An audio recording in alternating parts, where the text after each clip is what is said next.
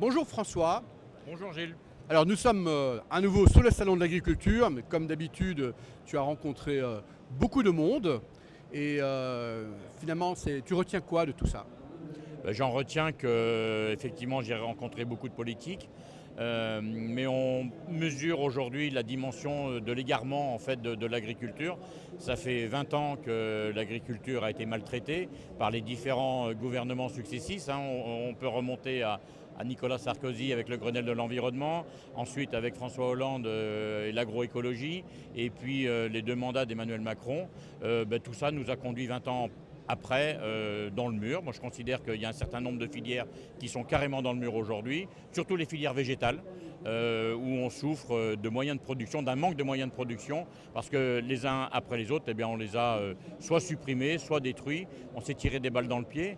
Il faut vraiment regarder devant maintenant. Alors on a l'impression quand même que par la mobilisation de tout le monde, il y a des petites lignes qui bougent. Il nous faut vraiment des lois et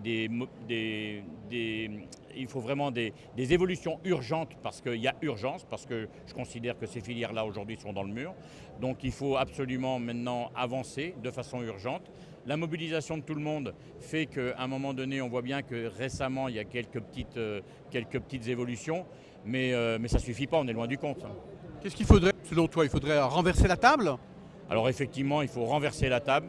Moi, je parle souvent d'une page blanche, mais il faut imaginer quand même qu'à un moment donné, tous ces millefeuilles, toutes ces agences, toutes ces contraintes, toutes ces normes surtransposées en France, eh bien, nous pénalisent. Donc il faut vraiment faire un stop, fixer un cap, et là, on reconstruit tout autour de ça pour nous redonner la notion de production, la notion de croissance et non pas la notion de décroissance, de déproduction, comme on a fait depuis maintenant ce laps de temps, 20 ans et peut-être même plus en fait, hein, parce que c'est 20 ans, 30 ans.